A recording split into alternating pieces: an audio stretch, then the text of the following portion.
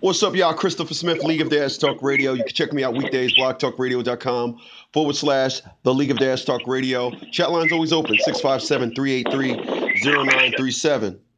I don't know if nobody told you. I don't know if you heard, but if in fact, you got warrants out for your arrest for non-payment of child support. If your license are suspended for non-payment of child support, you in fact can file a Chapter 13 bankruptcy because you got that warrant, you got that license suspended behind debt. Bankruptcy relieve you of your debt. I'm a court coach. That's what I do. I charge $250 for my services. Also got that league where got a lot of things happening over here at the league. But on the phone right now, I got an individual that spent time in prison. And this individual calling in for the league line, calling in fresh off the league line. And this individual said something that was very profound. And I want y'all to know something for all you individuals out there going to jail thinking that the whole world got to support you because you went out there and did something stupid. You want to be a bitch. You want to be a donkey whore. Yeah, you want to be a donkey whore. So I got my man on the phone right now. State your name and where you calling from, sir. My name is Todd Smith, and I'm calling from the Brick City, man. You know, the Brick City, Newark, New Jersey. Okay. Got to put Newark, New Jersey on the map, baby. Okay. All right. So we was just talking right now, and you also have a channel, Todd Smith TV, where you can go check that out. Actually, I am going to put 5 minutes of this video on this channel, but you'll be able to go see the full video over on Todd Smith TV. Now, okay, bro. Now, we was talking about prison. Now, I was asking you. I want to get to what you said about doing the bid in a second. But here's what I want to touch bases on first. You said that you didn't listen to music when you went to prison. Tell people why you didn't listen to music when you went to prison.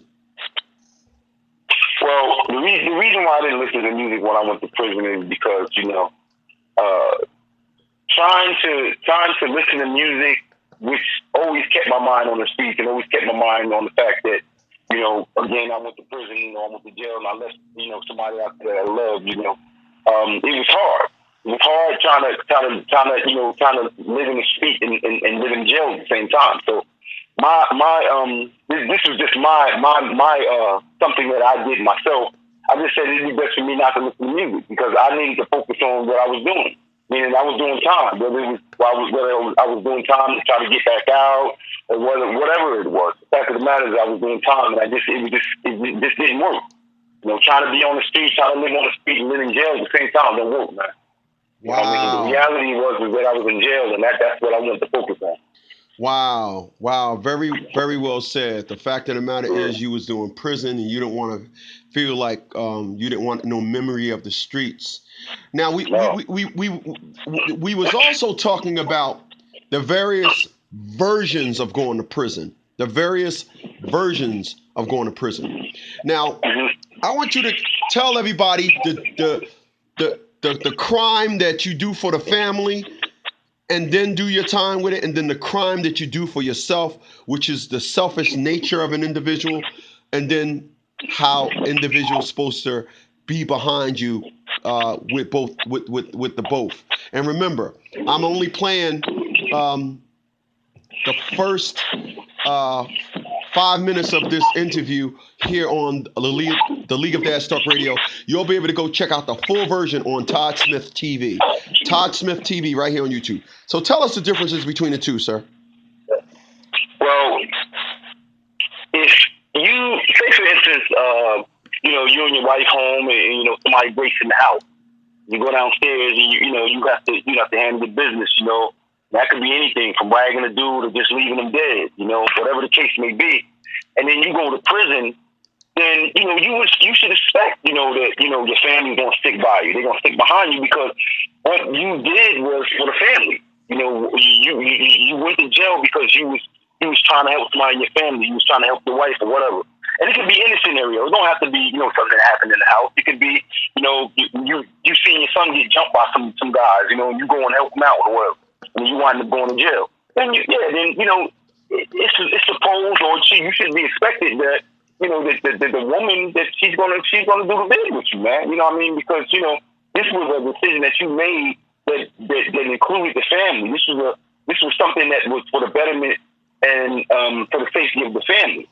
See, so now when you're talking about you going out there and you committing a crime because you know you want to stick somebody up because you need money to buy drugs, or you know you want, man, I wanted to buy me a new car, man. You know, I wanted to buy me a new car, so that's the reason why I did this.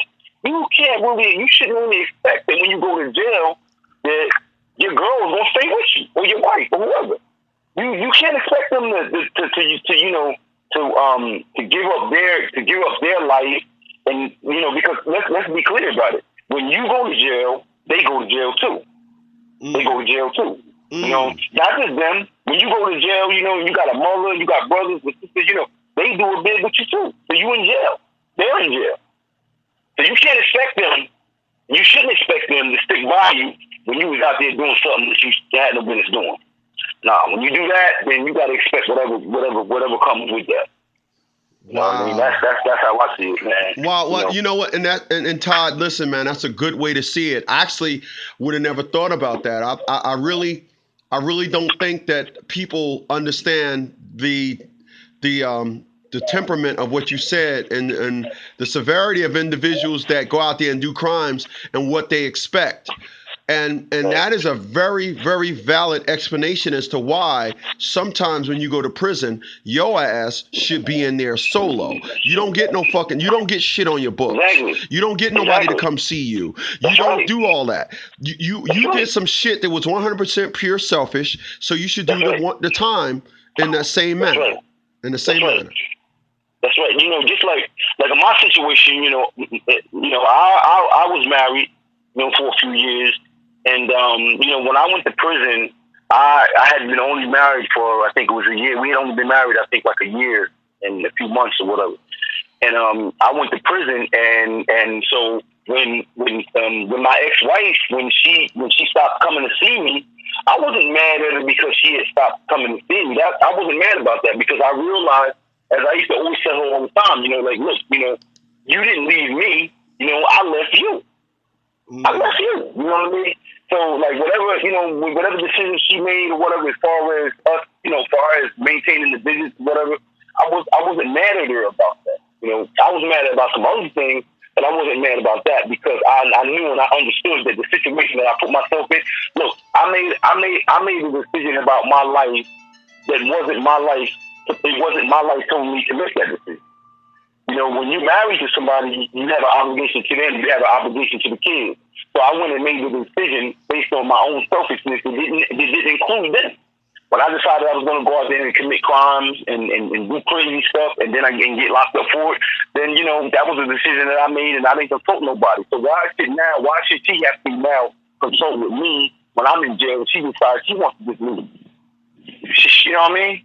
Wow. You know, yeah. Wow. Yeah. And very, very, very well said, man. Once again, I really don't think individuals look at it like that. I think individuals do the crime. You know, I met a woman. I met a woman one time. She had 4 kids, 3 boys and 1 daughter. Would you believe that all her sons were locked up? Wow. I'm talking 22, 19, and 14. 22, 19, and 14. She let them take her truck, and they took her truck, and they went and robbed the McDonald's, and went and did the old classic fill up for gas and drive off. Oh, man. And she is like, my kids, first thing she said is, my boys are in jail because they was hanging with the wrong crowd. And I'm like, well, then the more she started talking, I realized, first of all, you said a Nissan Murano. That's a 5-passenger vehicle. So your 4 boys and one of her 19-year-old girlfriend. So it was all 3 of her sons and the girlfriend in the car. Mm-hmm. And they went and committed the crime. They took her truck, held it for about a month for evidence, all this stuff. And she's trying to blame it on the fact her kids was hanging with the wrong crowd. And I told her, I said, well, I always thought that whoever had the car, everybody was hanging with him. Yeah, pretty much.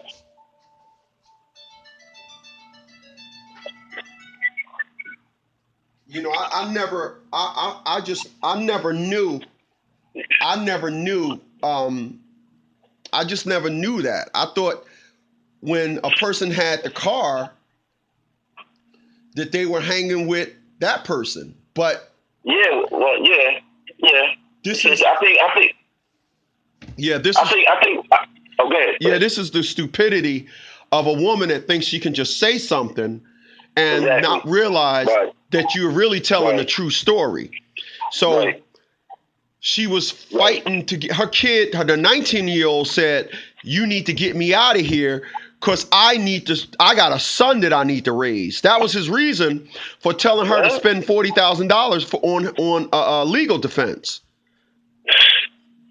but see, you know, I'm gonna tell you, man. I'm gonna be honest, you know, because you know, like one thing I've always said, and I've always said this, and you know, I've always maintained this in jail, out of jail, you know, and that is like I never live by any code. You know, like you know, when you go to prison, it's a code. It's a code that you gotta live by, the prison code.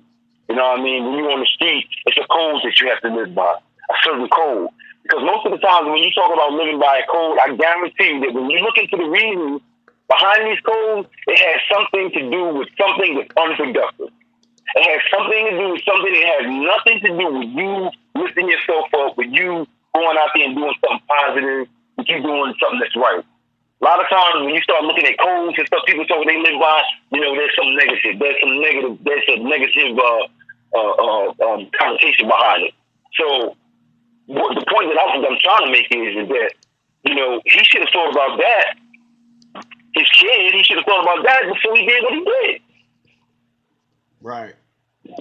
You know, he should have thought about that before he did what he did. And I mean, like, you know, and then she's saying he was hanging with the wrong crowd. You know, like you're 100% right when you said that. Like the one that's driving, I always thought too that the one that's driving is the one that's calling the shots. Like anybody's hanging with him. If I'm driving, anybody hanging with me. Right. See what I'm saying? But you know, that all falls back. That all falls back into mothers, you know, not being able to hold their children accountable for things that they do. You know, you got to be willing to, you know, call it. You have to be willing to call it the way it is, and not spend no punches. And it doesn't matter if it's your son, your husband, your daughter, your grandmother, anybody. Right. You know. Right. How about that? So, how about that? That's where we at with it. Hey Todd, man, I want to thank you for calling in for this special edition of the league line, calling in on the league line here over on the League of Dads Talk Radio. I really appreciate it. Thank you, man. Hey, man. Tell everybody how they can check you out on your channel, sir. Oh, well, first I want to apologize to everybody because I was supposed to after I did sort of like the introduction to TODD TV, I was really supposed to do this Saturday. We were supposed to do the next segment of my TV show. We didn't get a chance to do that, so I want to apologize to all of the people who were looking for something to happen and it didn't happen. I want to let you know that and this is something that I'm gonna bring this up when I do my next segment, and that is that a lot of times the negativity that you've done in your life. Sometimes we think that, you know, like you go to jail, you do your time, you come out, that's it. But nah, that's not it. You know what I mean? Because you have a lot of things that you have a lot of responsibilities to a lot of people that you have to, you know, you got to listen to what they say. And this was part and parcel why the reason why I wasn't able to put it this other segment. But Todd Smith TV, you know. And whenever you want to, whenever you have any concerns or anything, anything you want to talk about or whatever, just send it to Todd Smith TV. Appreciate that. That was Todd from Todd Smith TV.